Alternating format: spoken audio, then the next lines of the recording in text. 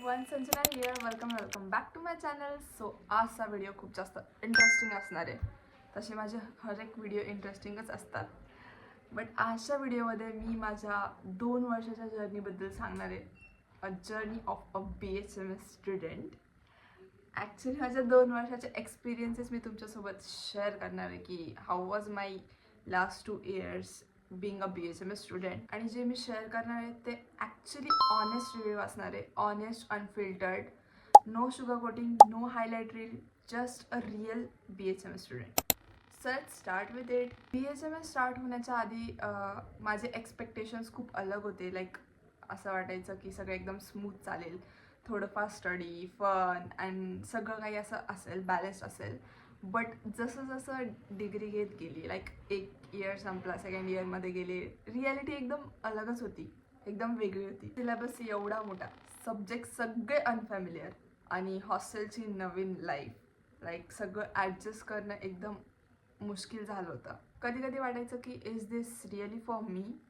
But जसं जसं हळूहळू पुढे चालत गेलो तेव्हा समजलं की this journey is not to scare you but to shape you. So talking about my first year experiences, the first year was really a survival mode.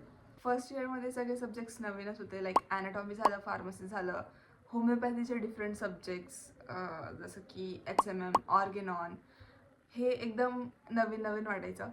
HMMमध्ये खूप सारे ड्रग्स, ते स्टडी करायला मज्जा यायची तशी, बट नंतर नंतर जसे जसे ड्रग्ससुद्धा वाढत गेले तेव्हासुद्धा कन्फ्युजन वाढलं आणि ठीकठाक होतं. Like again most of the लोकांना असं वाटतं की BHMSमध्ये आलं म्हणजे ॲनॅट, फिजिओ हे सब्जेक्ट्स नसतील, वेगळं काहीतरी असेल. बट तसं काही नाही आहे. जे MBBS, नॉर्मल MBBS लोकांना जे सब्जेक्ट्स आहेत ते सुद्धा आम्हाला आहेत. प्लस आम्हाला होमिओपॅथीचे सब्जेक्ट्स वाचायला लागतात, त्यामुळे लोड अजूनही जास्त होता फर्स्ट इयरमध्ये. So but kind of fun होतं सगळं काही. Practicals and all made life like स्टार्टिंगच्या फेजमध्ये जरी बेटर होती, बट काही रूल्स आणि रेग्युलेशन्स असल्यामुळे थोडंफार कधी कधी स्ट्रेस्ड आउट व्हायचं की लाईक का इथे आलं यार. बट ठीक होतं. फर्स्ट इयरमध्ये आमची जेव्हा फर्स्ट एक्झाम होती, 20 मार्क्सची पिरियडिक एक्झाम होती फर्स्ट, आणि आम्हाला बिलकुल आयडिया नव्हती की एक्झाम कशी असेल किंवा पेपरमध्ये काय लिहायचं आहे. आम्ही लिटरली एवढं टेन्शन घ्यायचं त्या एक्झामचं. लेट नाईट स्टडी चालायचे आमचे. लिटरली 2-2, 3-3 वाजेपर्यंत आम्ही ॲनाटॉमी, फिजिओलॉजी या सब्जेक्ट्सचा अभ्यास करायचो. जस्ट बिकॉज आम्हाला काहीच आयडिया नव्हती की आम्ही पेपरमध्ये काय लिहिणार आहे किंवा क्वेश्चन्स कसे विचारणार आहे. प्रिव्हियस इयरचे क्वेश्चन्ससुद्धा बघितलेले, बट नो, आमच्याकडनं नाही झालं.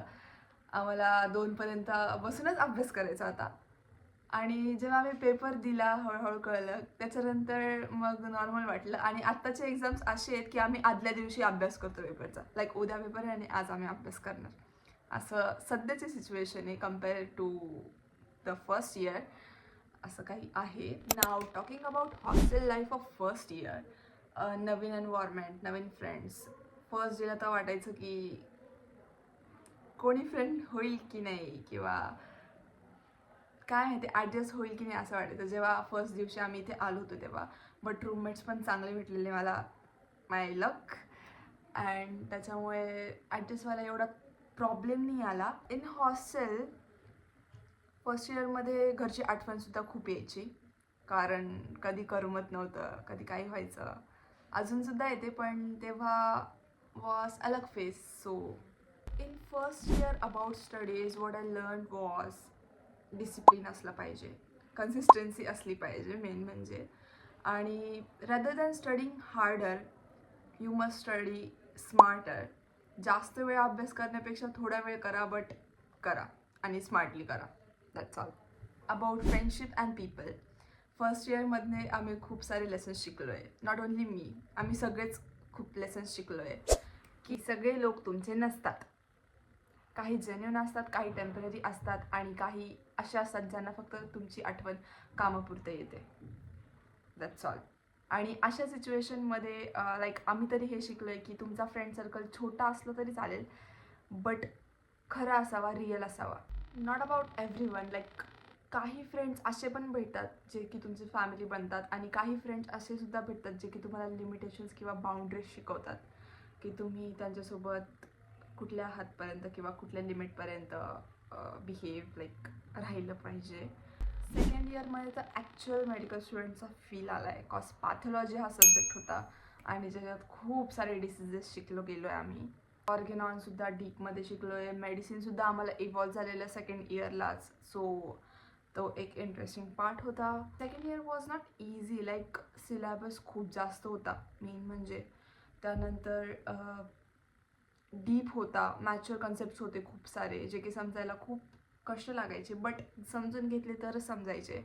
रट्टा मारण्यात काहीच अर्थ नव्हता. अँड टाईम मॅनेजमेंट हा एक खूप मोठा इम्पॉर्टंट फॅक्टर होता. बट सेकंड इयरमध्ये लाईक थोडाफार कॉन्फिडन्स वाढलासुद्धा आणि डलसुद्धा झाला.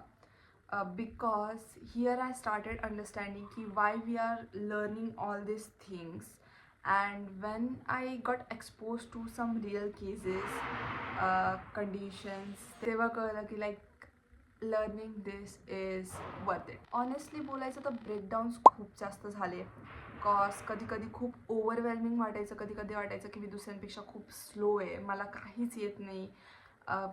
कधी कधी वाटायचं की दुसरे माझ्यापेक्षा पुढे चालले, मी या गोष्टीसाठी बिलकुल कॅपेबल नाही आहे. बट मग अशा सिच्युएशन्समध्ये अजून एक व्हॉईस येतो की नो, तू असे एफर्ट्स वेस्ट नाही करू शकत, किंवा तू हे एफर्ट्स वेस्ट करण्यासाठी तर इथे नाही आली आहे. So that 1% of motivation keeps me going, and so that's all. मग अशा सिच्युएशनमध्ये एक्झाम असो, वायवा असो, प्रॅक्टिकल्स असो, ते शिकवतो की कन्सिस्टन्सी ही परफेक्ट नसते. लाईक तुम्ही 100% नका देऊ, 40% द्या, बट द्या. So that's all about studies. So now the overall experience or honest review of my first and second year is, so first is you will grow out of your comfort zone. एक वेळ अशी येते जेव्हा तुम्हाला वाटतं की like तुम्ही हे नाही करू शकत, किंवा तुम्हाला स्वतःवरती डाऊट्स यायला सुरू होता. बट मग जेव्हा असा विचार येतो तेव्हा खरी प्रोग्रेस तिथे सुरू होते. And I made it that. Second is comparison kills joy. कोणी टॉप करो किंवा कोणी पुढे जाओ, तुम्ही त्यांच्यासोबत कम्पेअर नाही केलं पाहिजे, कॉज तुमची जर्नी ही एक वेगळी आहे. अँड लाईक तुम्ही तुमच्या वेने चाललं पाहिजे.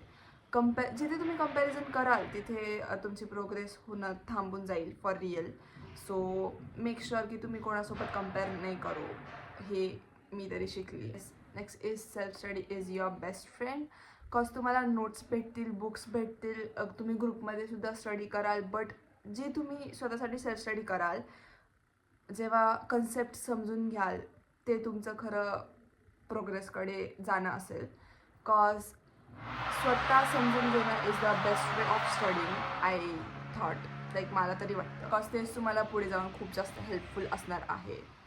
So Yelp is mental health matters. And yes, for sure, home sickness असेल किंवा लोनली फिलिंग असेल किंवा कधी स्टडीचा प्रेशर असेल, या सगळ्या कंडिशन्समध्ये पण तुमची मेंटल हेल्थ खूप जास्त अफेक्ट होते, आणि मेंटल हेल्थसोबत फिजिकल हेल्थ पण खूप अफेक्ट होते.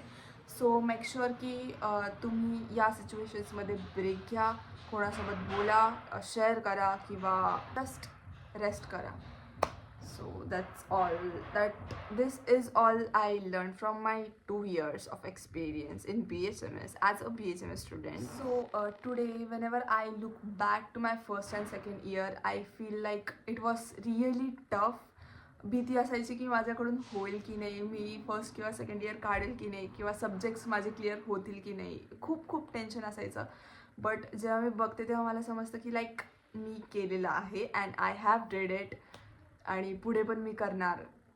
तेच 2 वर्षांनी मला खूप जास्त मॅच्युअर, कॉन्फिडेंट आणि खूप स्ट्रॉंग बनवलं आहे. So yeah, if you are BHMS student watching this video, remember, hard आहे, टफ आहे, बट तुम्ही कराल. Believe me, you can do it, and you must try. बस स्वतःवरती डाऊट आल्यावरती कुठे हारून जाऊ नका, ट्राय करत राहा. And that's all. So if you have liked the video, please do comment, like, share and subscribe to my channel for like more interesting videos like this one. So that's all for today. Meet you in the next vlog. Until then, bye bye.